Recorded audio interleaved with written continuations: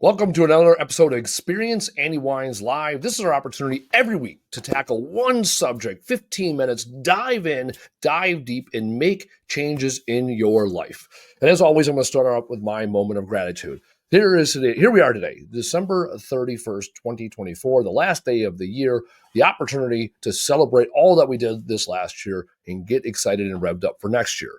So I am grateful. Most really, as I think about this year, I'm grateful for all of my clients, all the people that trust in me. They pay me. They take time out of their day and their weeks and their months to invest in themselves through me. And I get the opportunity to be a mentor because I know that the answers lie within them. And the opportunity I have is to ask great questions and give great information so that we can pull those answers out of those individuals.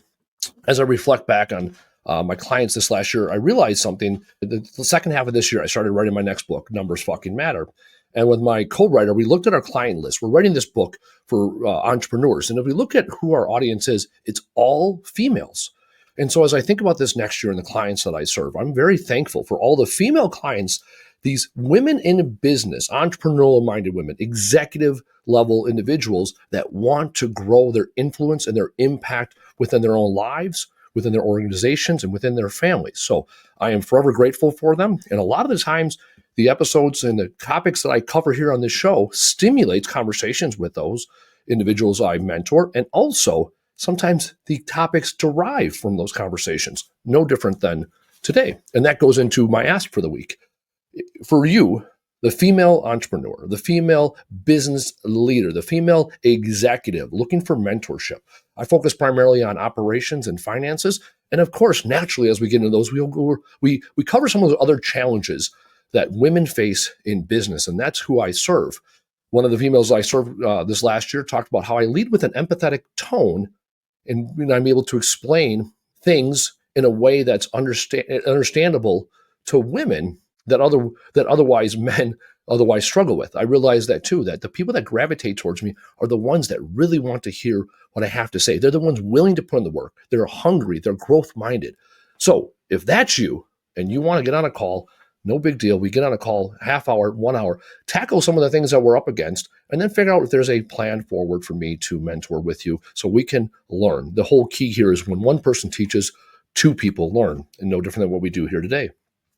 Let's talk about this. So actually, derived from one of my clients earlier this year, is all about decluttering. And what I love about this topic is it is relatable to what I do all day, every day in the real world. For most people, they already know. And for others, this is maybe new information. I own a company called Camel Crew Responsible Junk Removal, where I focus on breathing life into the people, the places, and the products that I interact with. That's really my life's mission right now in that business. And what I end up doing is I find ways to recycle items. And when I first started this business, it was all about the stuff, the material, the product. What can I do with the stuff? What other people refer to as junk or trash, refuge. I look at it as what can I do with all this great stuff? And what I realized over time, a lot of late nights and deep conversations, especially with my mom, I realized that yes, it is about the stuff. And also it's about the people. And that's where I got this idea that I breathe life into people, products, and places. Because when I walk into a house, I look at it as very transactional. You have a space that has things. Once I remove the things, you pay me, I move on to the next house. And what I realize is when I go in and declutter people's homes, I ultimately end up creating a decluttered lifestyle, reduce the stress that they have in their life, reduce this burden they have over their shoulder. And so when I transformed that language a few years ago in our company, what we do, right? Junk removal is what we do. Ultimately, though, what we do is create peace of mind. Our guys get to do that every single day in the field. And like a cobbler and his son and daughter's shoes are last to be made, I am no different from this. I realized that I was carrying a lot of clutter around in my life the last few years. And I moved into my house and I moved my clutter from one house to the next. I moved from one office to a next over the last 6 years here in this building. And I brought my clutter with me. And so I realized that even for me, this was true. When I choose to declutter my space, it frees up my mind.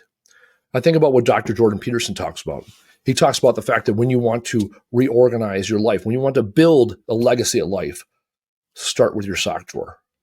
Start with one place that you can organize, one space that you can be proud of. There's a Navy SEAL who did a great commencement speech years ago, and he talks about making your bed, because you start the day with a victory and you end the day, even if everything else went to shit, you end the day knowing that you got something right that day. And so I really thought about my life and how my life has transformed this last year. When I was going through some difficult times, I was living in my own filth, in my own shit, in my own excuses, in my own blame. And once I started changing my physical space, it started to make sense. Andrew Huberman talks about this when he talks about one of the challenges we face here in America. We have this mental health crisis, and it's, would you rather work on your mental health or your physical health?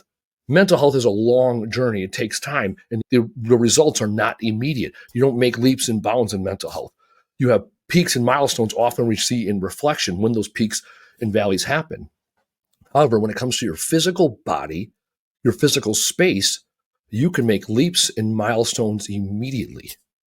Earlier this year, I took a lot of things that I had. I moved from my old house. I moved into my new house, and then I put them in my garage.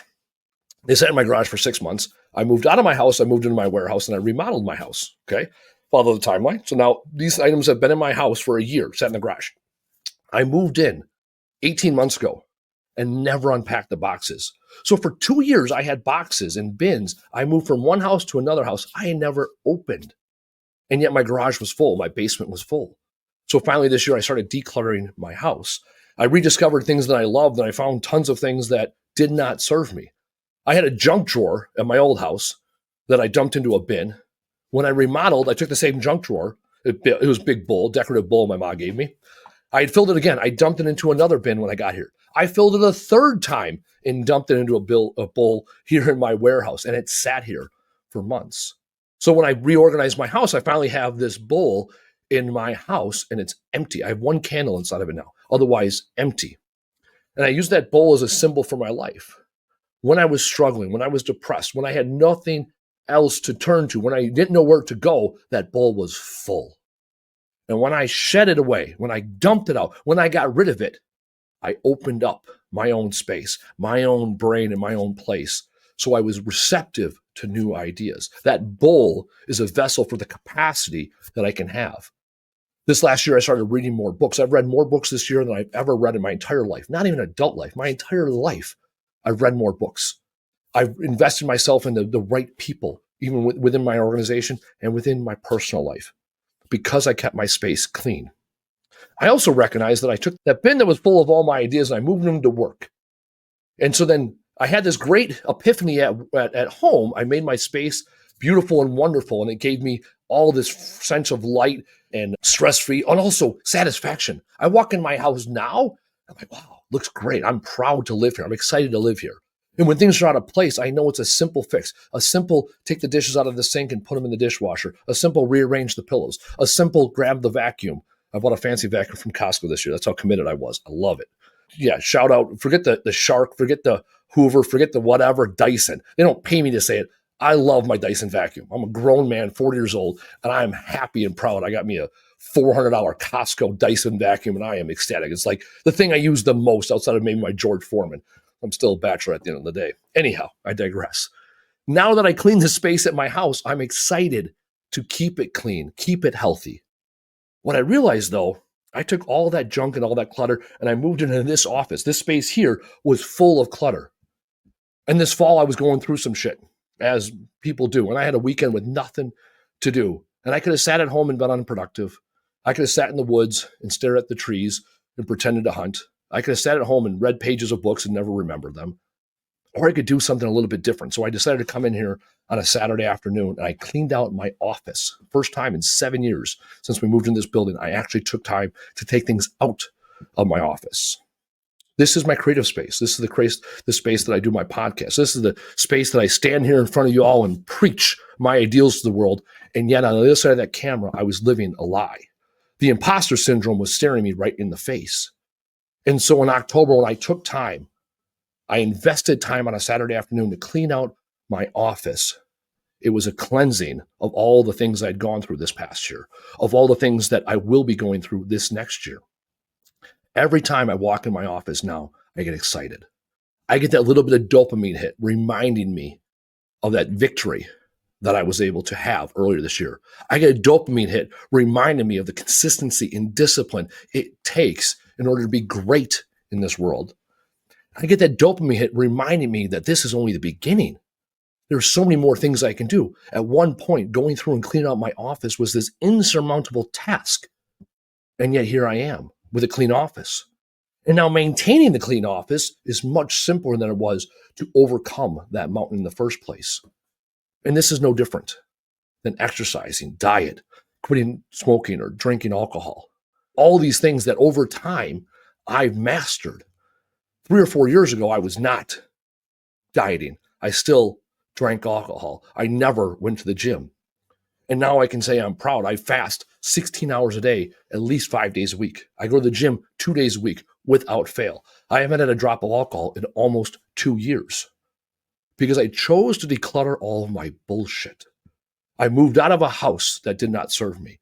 I moved into and remodeled a house that served me. I built it for me, and now I maintain it. So I have this vessel ready for new ideas, new people, new thoughts, new experiences, because I live a clutter-free life.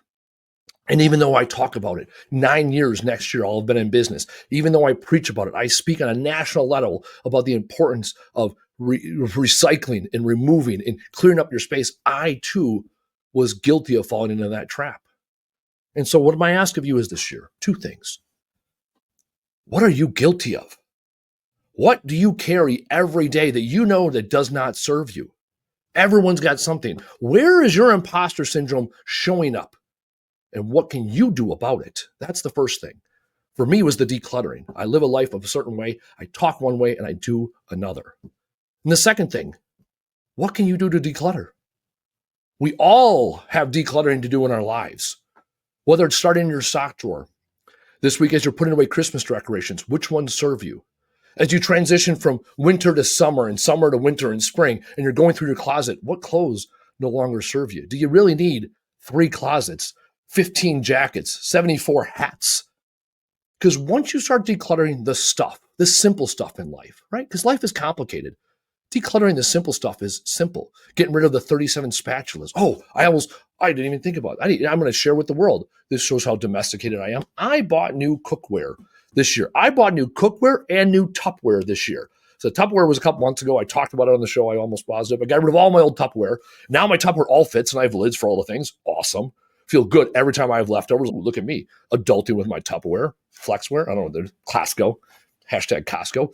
And this last year, last week, I was cooking and my pans are falling apart. And I thought last time I bought pans was when I got home from Gitmo 9 years ago. I bought myself cookware when I got home and moved into my new house 9 years ago. Since I got new cookware, I bought new cookware and I got rid of the old stuff instantly. Then didn't even double down and have double. No, I put it in my truck. I brought it to my warehouse. It will be repurposed or recycled like that. And it's all because I have this vessel of new ideas. Instead of standing there over the kitchen saying, man, this cookware sucks. I wish I had this. I wish I had that. No, I saw opportunity where other people, when I saw a challenge, I thought, ooh, new cookware. What do I go with? I went with Hexclad. Another shout out, Hexclad. I'm just promoting everybody today. 'Tis the capitalistic season. Mostly 3 reasons. 3 reasons I bought the Hexclad. 1, Gordon Ramsay was their spokesman. Love Gordon. 2, they swore. All right, I like that. A brand that stands behind what I stand behind. And 3, they use hexagons, and hexagons are the bestagons. It's my favorite shape. Again, some people have favorite dinosaurs or designer brands. I have a favorite shape, hexagons. Hexagons are the bestagons. Look it up on YouTube. There's a great video on that. Anyways, now I've digressed. Declutter your space. You can take control of your life when you can take control of your space. You can choose to get defeated by the pile here and the pile there. The closet that doesn't have enough hangers. The stuff you trip over every day on the in and out. Or you can choose to walk into your spaces and celebrate the victories from past. Get the dopamine that will fuel you for the future. Those are the 2 things this year, then this day, to focus on this last year. Where is your imposter syndrome showing up? What is it you stand for and you talk about and you don't live by? That'll be unique to you. Sit on the edge of your bed. Ask yourself that question. Not rhetorical at all. Ask yourself that question. Start there, only with the question, where are you failing yourself? And then you can follow it with, what can you do about it? And before that, maybe start by decluttering your life, decluttering your space. Because when you declutter your space and you live in a happy and healthy space, you'll start to have a healthy and happy place in your mind. You'll start to declutter people that no longer serve you, and you'll declutter ideas, values, beliefs that you've carried with you your entire life that have not served you.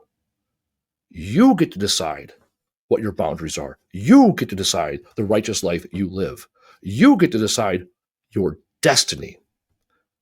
Only when you declutter your space, when you declutter your bowl, when you have a vessel that is able to receive all the good that's in this world.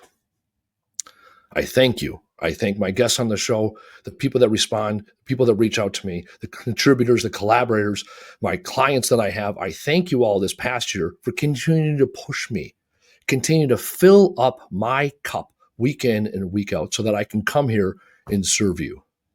We're going to end the year like we end every other episode. My challenge to you is this. It's the same 12 words that govern my life. Do the fucking thing. Tell the fucking world and show the fuck up. We'll see you next year.